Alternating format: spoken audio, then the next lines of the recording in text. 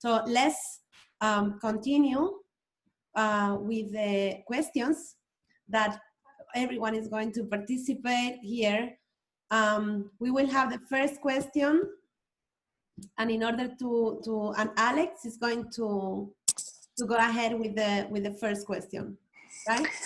Yes, hi everyone. So the first question says, what did motivate you to follow this career? So you can, our speaker will be able to answer. Who wants to start? Maybe, Arly, you want to start now that you are right there? Oh, sure, I can start. What motivated me to follow this career, I was really, for an early age, I was really interested in the science field. And the more I got to know the things that I like in school, I became very interested in chemical engineering. But it wasn't until college that I decided that I wanted to follow the pharmaceutical industry, because I really like where the medical field meets engineering. And the fact that I'm saving lives from so far from a hospital, but still saving lives by making product, makes me motivated every single morning to go to work. Wonderful. That's beautiful. That's beautiful. Yeah. And you did the right thing. You started going to different programs and doing research and with professors. So you did have the opportunity to get the insight of how to get into the scientific world, right? I don't know. I think that is very interesting, the point of view of Dr. Lana, because you were facing a very difficult times. I don't know if you mind that I ask you regarding what did motivate you to follow this career. You were mentioning that the transition or the moment where you were doing this transition to academia or starting your career was in a moment of crisis, because it was the war back in Serbia, right? Am I right? And yes. So now the people, they compare this pandemic with war times. I am personally thinking that it is not the same, because during war you face something that is the cruelty between humans, and I think that is far from, I don't know, I cannot imagine. But I don't know, you were making decisions of how pursuing your career in a difficult time. So I don't know if you can mention a little bit, how did you decide to pursue that career and not do another thing in that difficult moment? Yeah, so, I was already at the end of medical school at that time, and if I stayed in the country and continued working as a physician, the economical situation, the war was over and everything, but the economical situation was such that doctors were earning, intern doctors were earning $25 a month. Wow. That's basically what you were facing at that time. With that salary over there, you were unable to support yourself. And I realized that I need to have this flexible approach towards what it is that I want to do next. I was very much interested in academic career. I wanted to, explore career in research as an opportunity. And once I started my PhD training, I really loved the aspect of doing bench research. And I think as the career was evolving, and something that scientists are constantly facing is the lack of funding for science. So a lot of people that I talk with, my former academic colleagues and collaborators, everyone is in a really bad situation when applying for grants. And the chance to get a grant, it's almost like playing a Russian roulette, and you're hoping that you're going to win. And that is probably one of the reasons why I was pursuing the position in nonprofit, because nonprofit organizations are really needed in current environment, where we are the ones that are providing additional grant support to the researchers. We are the ones that are providing grant support for projects that are going to translate findings from the bench to bedside. We're the ones that are, going to try to answer clinically unmet needs, not from the perspective of pharma company, where sometimes decisions are based on profit rather than unmet clinical needs. And also what I get to do in my daily job is I get to wear many different hats. I get to interact with scientists and clinicians, but I also get to interact with people in marketing, with people in finance. So it's really dynamic, and I think this is the kind of, that challenge and like puzzle solving is really something that drew me to a career in biomedical sciences to begin with. Beautiful, beautiful. Thank you very much, Dr. Gavrilov. Dr. Martucci, do you want to, or Dr. Rachwani, do you want to give your answer, or yeah? Let's go ahead with. Yeah, I can just briefly, I always wanted to be a teacher. I was one of those kids who like set up their stuffed animals and pretended to teach. So I knew I always wanted to be a teacher, but when I went to college, I also became just very interested in this idea of inequality and sort of the systemic issues that lead to oppression of people in different ways around gender and class and race. And so when I took my first sociology class, I realized, oh, I can teach and also do research to better understand people and to, hopefully try to make people's lives more equal across the board for all people. So that was the motivation and why I applied to graduate school 3 times before getting in and kept that motivation. Wonderful. Persistence is one of the most important things when we are talking about science, is to persist, to continue working. Like we scientists, we are always doing experiments, and a lot of them, they don't work. That's just like that. So persistence is a really important thing that we have to consider. But let me pin. Now I have here Dr. Rachwani. Can you give us our perspective? What did motivate you to follow this career? Sure. So I really enjoy applying the rules of scientific methods. That's one of my passions. I love asking questions and figuring out ways to answer them. And why did I choose looking at infants and children's development? Well, because I love applying the knowledge I gained to the patients I see. So I want to see how science can then help the type of patients I see, how I can improve the life of healthy and unhealthy infants. So that was the reason. That's what motivated me to do. And we were talking about scientific career not being easy, because we have to define, here in this panel, we have people working in academia, in an environment that is specifically academia and scientific research in universities, at medical schools. But we also have professionals that they work in industry. So both of these careers, either if you work in industry or you work in academia, there's so many challenges that we have to face, and basically we have to work really hard to get to that point, right?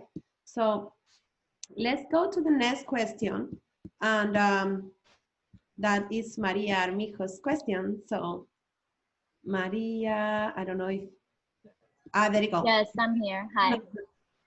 So my question was, what are some of the most important attributes of successful leaders in today's society? That's a very good question to talk about women as leaders. I think it's something that we need to start having that conversation in these meetings. Who wants to start answering this question? It's I will say one quick thing before I have to leave because I'm doing another interview with okay. Thank you very mom. much. Thank you very much for being with us today, Dr. Ravi. Yeah, of course. Before I leave, I would say that the one thing that I think we need in leaders for today and in the future is compassion. I think that, you know, of the countries that have suffered from COVID, I think the ones that had women leaders have gotten through it a little bit more successfully. And I saw an article recently of the Prime Minister of New Zealand, and she was doing a press conference and somebody asked her a question and they kind of fumbled how they were speaking through the question, and she said, "I'm concerned about you, that maybe you're not getting enough sleep." And I was just like, you know, imagine our political leaders showing concern and compassion for the people that they're working with, and that trust and respect. And I think that all kind of starts with that notion of compassion for other people.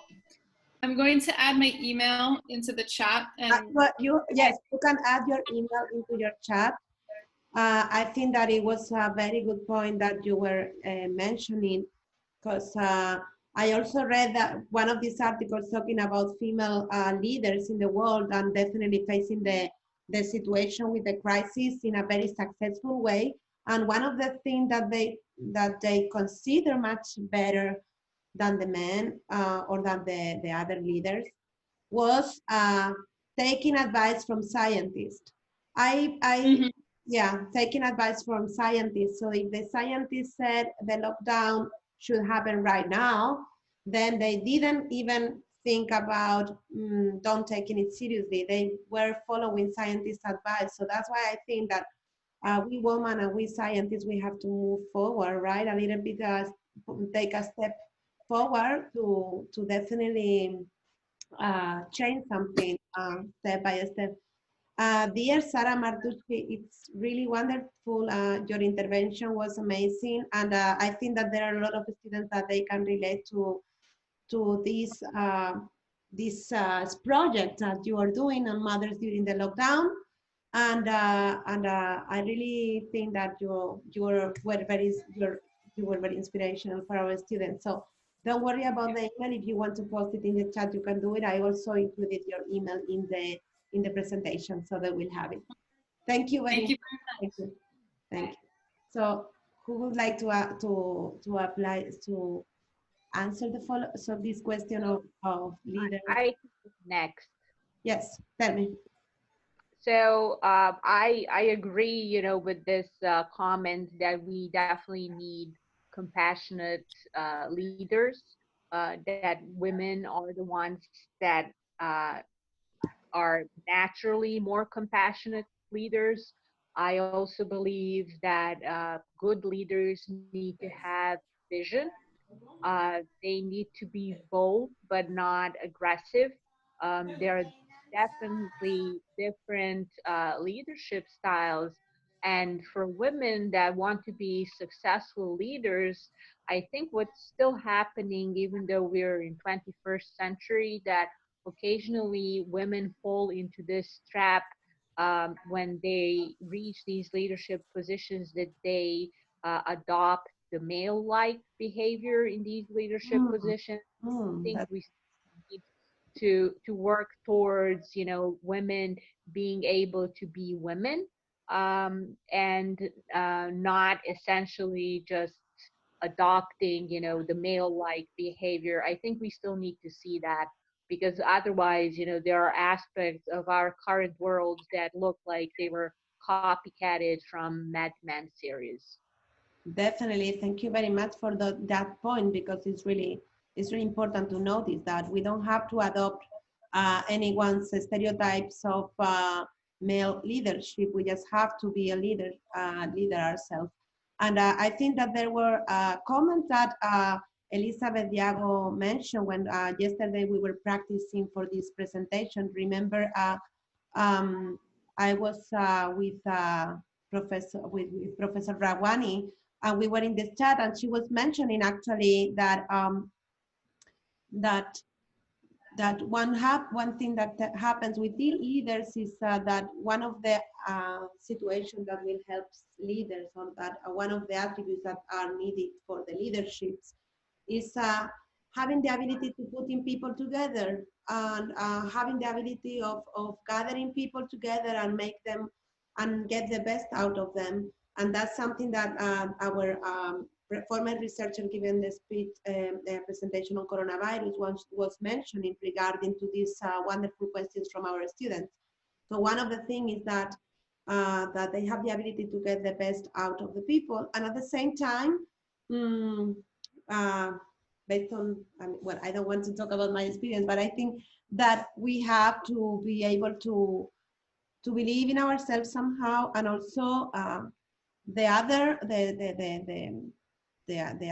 don't want to say the other, but once we have more role models, when we have more women in the field, everyone will not be surprised of having a female as a leader. So basically, they will allow females to do their work as leaders as well, right? So, Professor Rachwani, we were in that conversation yesterday, and you also gave good points on that leadership attributes of females. Yeah, absolutely. So one of the things we did speak about is being able to be a team supporter, which is what you were mentioning. We should acknowledge everyone's skills and take that to our advantage, and be a member of a team rather than, you know, having this competitive attitude of wanting to succeed more than your other team members. Because when you do something, not just, you cannot do it alone. That's what I'm saying. You need the support of your grad students, other colleagues, and so on. And that's what I learned from my previous mentors. Another important aspect, I think, is being able to accept being criticized, because that's going to happen. You are going to receive criticisms from people who review your articles or from your very own colleagues, because many times they won't coincide. And you know what? Accept it, and see how you can make changes. Because they are investing their time into looking into your work and seeing whether they agree or disagree. And maybe there's some aspect that was not clear. So you have to have the willingness to change. And I think that is what characterizes a person who is the leader in the field: willingness to change and adapt and accept criticisms. Yes, beautiful. Thank you. Mm-hmm. And that takes us to our last questions. Sadia, please, can you just briefly go through that question, and we are going to go right away for we are a little bit behind on time. I'm so sorry, but I didn't want to cut this beautiful conversation. Sadia, go ahead, please. Yeah, sure. So my question was that, okay, so the class of 2020 is entering a rough job market, and students are having their internship and research offers like rescinded. And like, what are some steps we can make, can take to make sure to basically use our time to continue learning and growing in our fields, and what lasting impact do you think this will have on the future job market? Who would like to talk briefly? So maybe I can. Arly, please go ahead. Yes, I think that Arly had a short intervention before. Go ahead. Oh, sorry. Yes, I would like to add about the using time. The question that says, what are some steps we can take to make use of our time to continue learning and growing in our fields? Something that I will be doing if I had the chance to, and all the time, is to take online class. Sometimes they offer online classes, coding classes, for if you're interested in coding. If you're interested, there are many free online classes that they offer.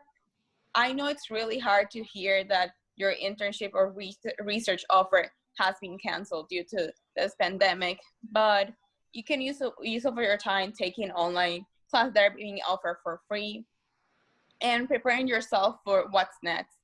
That will be my suggestion. Definitely, that's a very good advice. So you can use your skills later on, right? Yes, yeah, especially if you're in the science field and you are within the software engineering or any other related to tech. Coding is becoming very important right now, and that will be something really interesting to learn for those students that are in that field. Beautiful, beautiful, beautiful. Thank you very much. We're including your email, definitely, and I'm pretty sure that there will be students that will ask for your advice. I really appreciate that. Who would like to continue? Would you like to say just last remarks or an answer to this question of how to adapt to these changes? I can go next because I also need to hop off the call because I have the next call in a few minutes. So I also want to reiterate taking online classes, but particularly classes in coding. I agree with that. That's awesome idea. Any other, online training that you can get your hands on, even, training like how to interview well. But as I have mentioned in my presentation, use this time to reach out to people, to set up these informational interviews, because that's how you gain these contacts for networking from remote perspective, because obviously at this time you are not going to be able to go to conferences where you could talk to these people face to face. But if you start reaching out to them, consider this as really like information gathering exercise. And when you start doing these informational interviews, I mean, everybody does them, is over time you accumulate enough knowledge about certain direction that you want to take in your career. So when the time comes for the interview, you really feel empowered because you know exactly what they're looking for in that job. And thank you all. I will share my email address if anybody wants to reach out to me. Happy to answer your questions. Thank you very much. And if you would like to have a closing remarks, both Rachwani and also Arly Wispe, so we can continue with the last part of the session. Regarding to these questions and also regarding to just in a conclusive way. Jenny? Yeah. So I agree, and I think we're all in agreement that if you have the time, this is the time to take higher educational courses, because when the job market starts again, you're going to be competing with other people, and they're going to be seeing whether you have other skills more than your undergraduate level courses. And you've seen a lot of those, big universities promoting free online classes, like programming classes, technology. I can tell you that technology is a big thing nowadays, and it's going to become even more of a thing after this whole COVID-19 pandemic situation.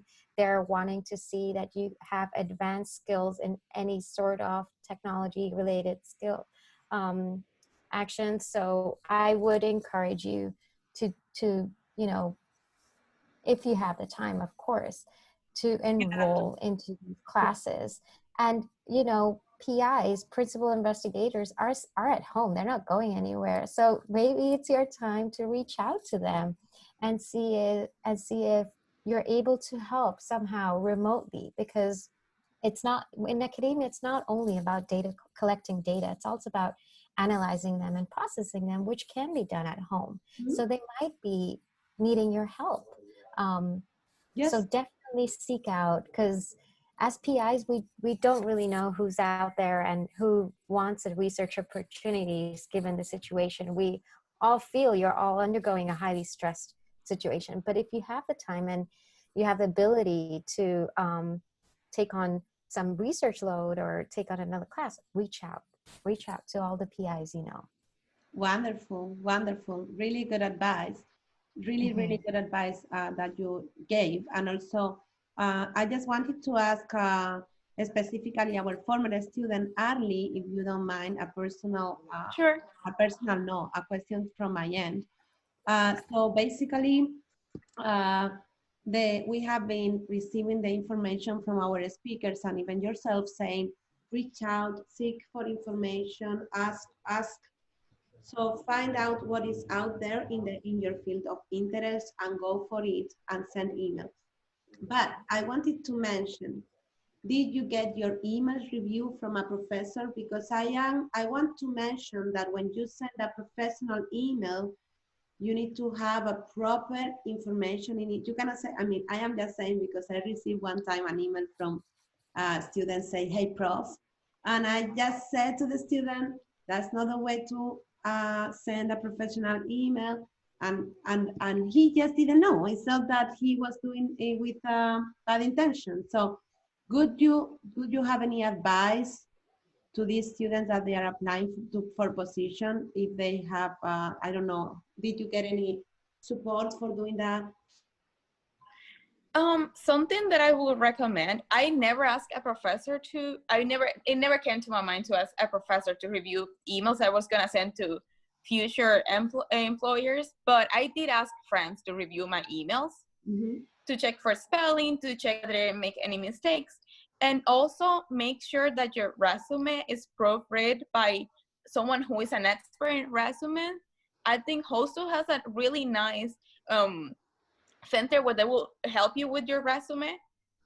And for the career center at Hostos, they help you with your resume. If you're an ASAP student, I was an ASAP student, and I got help with the career. I think someone posted a career service department. I used to be an ASAP student, so I used to get help from the ASAP department with my resume. And if you're transitioning to other colleges, they will also help you with your application process. Beautiful. Thank you so much. Any closing remarks that you would like to say to our classmates, former classmates, or students at Hostos? Sure. Yeah, I believe you have my email on the PowerPoint. They can feel free to reach out to me if they have any questions, especially the ones I may not be able to answer questions from other programs, but for the engineering program, I can answer questions since I was part of the program, and I transitioned from Hostos to City College, and how I managed to get a job. I can answer those questions. Thank you very much. Thank you very much. So, so we're gonna thank you so much for all of you for participating. Sure. Thank you. And we really appreciate you doing this. It's really good for our students.